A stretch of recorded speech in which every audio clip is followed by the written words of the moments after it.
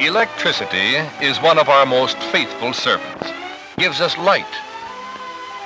It starts our cars. Has unlimited uses in aviation. Circles the globe with entertainment. It cooks and refrigerates our food. These represent but a few of the innumerable applications of electricity. Electricity at work.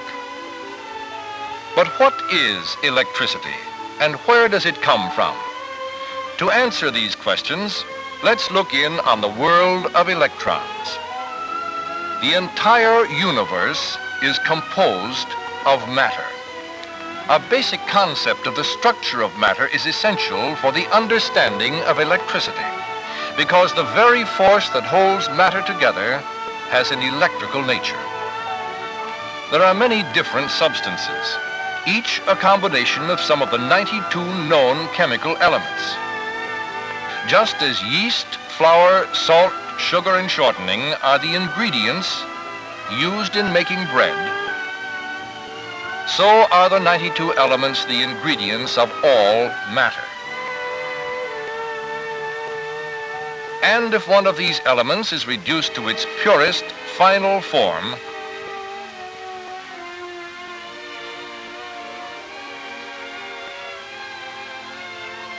its smallest unit would be an atom. No one has ever seen inside an atom. However, we think of it as a system of electrons circulating around a heavy nucleus at almost inconceivable speeds. In order to explain the principles with which we are concerned in this story, let's assume that we can stop the action within the atom. And further, let's acknowledge that this is a symbol representing the atom and not an attempt to show it as it actually is. It is impossible to show the correct relative proportions of an atom on this screen. For example, if an atom could be as large as the United States, one of its electrons would be only about 100 feet across. Therefore, to tell our story, we must resort to a symbol.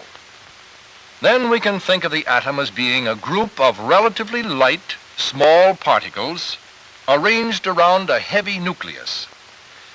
These are particles of electric energy. The lighter ones, the electrons, are negative electric charges, and the heavier one, the nucleus, carries positive charges. Normally, a state of balance is maintained within the atom by a positive charge in the nucleus equal to the total negative charge of the electrons. And when the atom contains its normal number of electrons, it is said to be in electrical balance, to be in a neutral electrical condition. It is possible, however, to disturb this normal balance, whereupon the unbalanced atom assumes an electric charge. Too many electrons will produce a negative charge. Too few will throw the balance onto the positive side. In order to visualize better the effect of this, let's introduce a color code in which the positive charge, or an absence of electrons, is represented with red, and the negative charge, a predominance of electrons, with blue. Then an object that is in electrical balance will be purple, an equal part of each of the positive and negative charges. We have been concerned so far with the electrons within individual atoms. Now let's see what happens when two or more neutral atoms come together. The outside electrons will no longer move exclusively within their original atoms, but will circulate about both atoms at once. And if we bring many such atoms close together, as in a piece of metal, then many electrons detach themselves from their original atoms and move freely throughout the metal. As long as the metal has its normal number of electrons, it is electrically neutral. But like an individual atom, it can lose some of its electrons and become positively charged, or it can pick up more than its normal number of electrons to become negatively charged. The electrons always try to get from a negatively charged body to one that is positively charged in relation to it. And if they are brought together, the electrons will flow from one to the other until both objects are equally charged. The establishment of unbalanced charges in matter is, in all instances, the principle of the generation of electricity. To illustrate further this principle, let's analyze the action within a cell, a simple source of electric energy. A piece of zinc is suspended in a suitable container. Its atoms are neutral until a chemical solution is added. Then some of the zinc atoms go into the solution, leaving a few of their electrons behind in the metal. The zinc becomes strongly negatively charged. Now a piece of electrically neutral copper is put in a chemical solution in another container. The copper will become very weakly negative.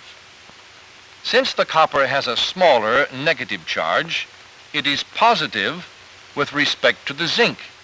And if the two metals are connected, the electrons will surge from the zinc to the copper, and the charges will become equalized. This momentary current has little practical value. However, if we now connect the solutions, the charges in the solutions will become equalized, and the metals or terminals will be charged. We will then have an unbalanced condition of the electrons in the metals capable of producing a continuous flow of useful electric current. All of the work performed by electricity requires a flow of current. So let's see what principles are involved when current flows. There are three related factors that affect the flow of electricity. They are pressure or voltage, current intensity, and resistance. First, let us consider pressure. With nature always trying to maintain an electrical balance, there is a tendency for any negatively charged object to throw off or repel its excess of electrons, and for a positively charged object to attract electrons. This urge to maintain an electrical balance is potential electric energy. And since this potential energy is a repelling and attracting urge caused by opposite charges, its force or pressure is equal to the difference in the charges. It is called the difference in potential or potential difference. The unit of pressure or potential difference is the volt. The voltage then is always the potential difference at the negative and positive terminals of the source of the electric energy. It represents the difference between the number of extra electrons at the two terminals. And when a suitable path is provided, the potential difference causes the electrons or current to flow from one terminal through the conductor to the other terminal. To explain how this works, let's review the action of the atoms and their electrons in a piece of metal, where we saw swarms of electrons moving freely in all directions about the atoms. Substances in which this takes place are good conductors of electricity. If an outside electric pressure or voltage is applied to a conductor, the electrons will move predominantly in one direction. The effect is that electrons move from the negative to the positive terminal. This is the electric current. The unit of electric current is the ampere. 1 ampere represents, now hold on to your hat, 6,300,000,000,000,000,000 electrons passing any given point in 1 second. Current, or amperage, then, is the number of electrons that pass a given point in a given time.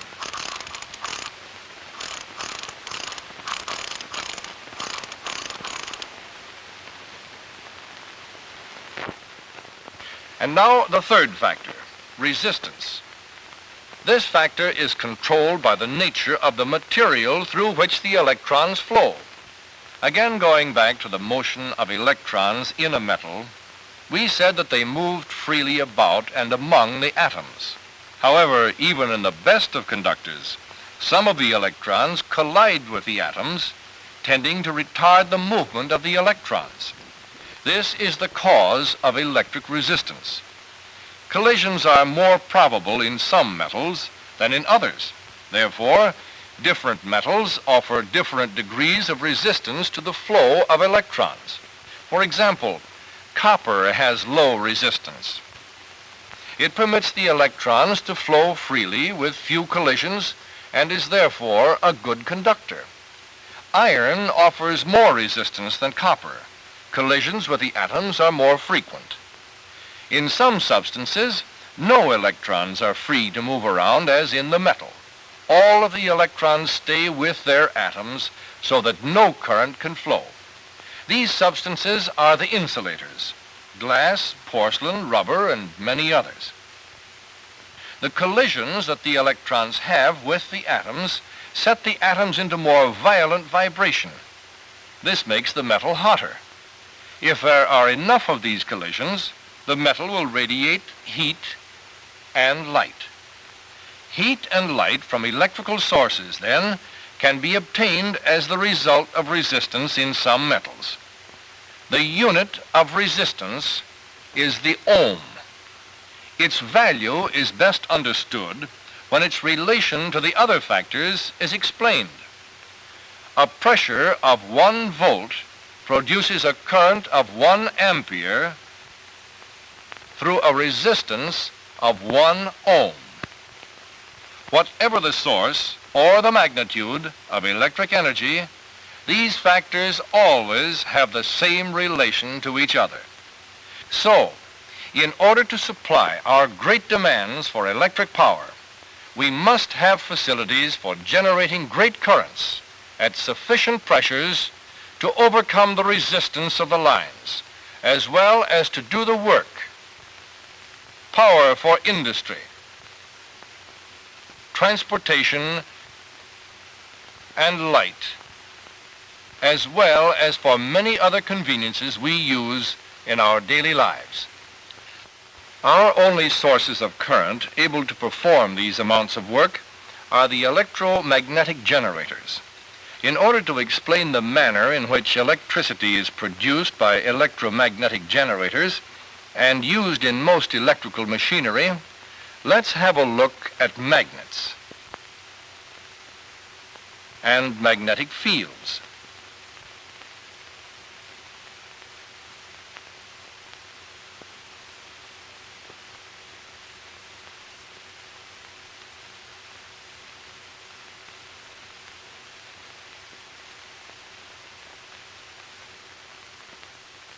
The Earth itself is a magnet.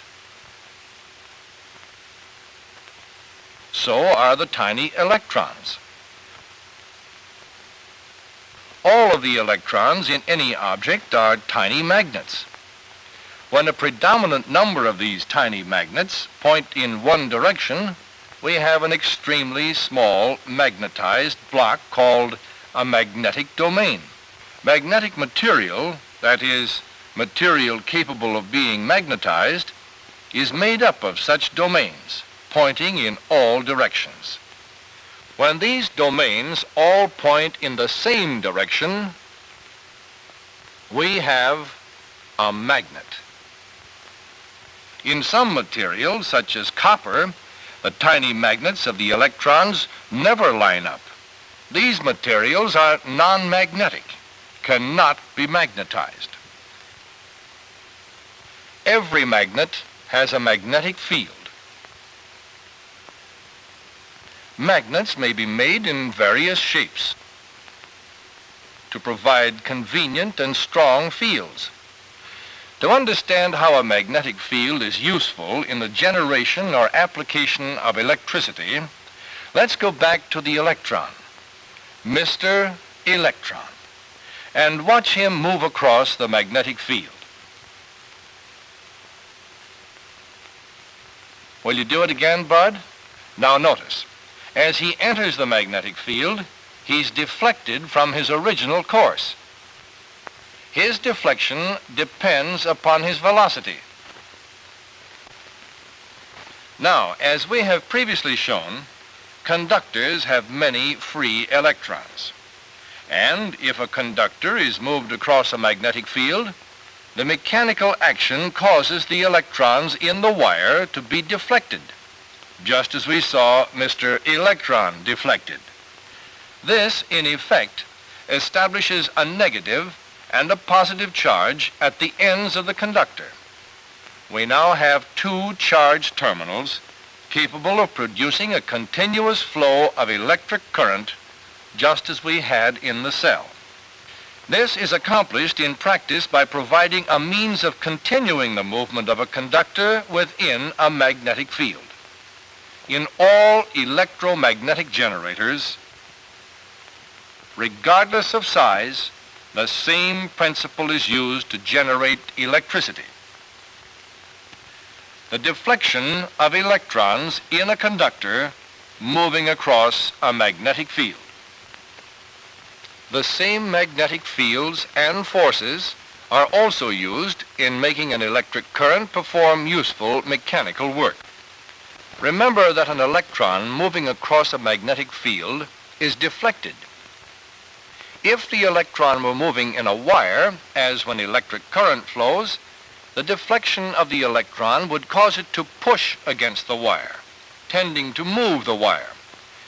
Billions upon billions of these tiny pushes combine to provide the force. The stronger the current, or the greater number of electrons, the greater the force moving the wire. These forces on current-carrying wires in magnetic fields furnish the power for all electric motors, from the simplest to the most complex, from the smallest to the largest electric motors. The principle is the same. The deflection of electrons flowing in current-carrying wires by magnetic fields.